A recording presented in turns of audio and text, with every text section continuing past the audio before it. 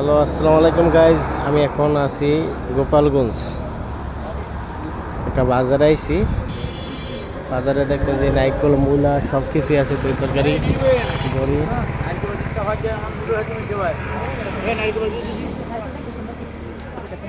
আগে দেখ কেন এবারে কিনতে আসি।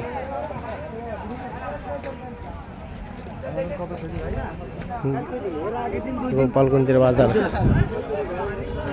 মূলা তো পুরো একের মূলা, মোটা মূলা,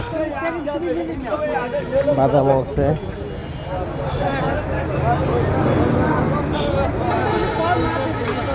সব যেটা লেগে বেড়ে দিছি মিঠাই। মুরব্বী, খেজুরা গুড়ের মিঠাই কোনটা?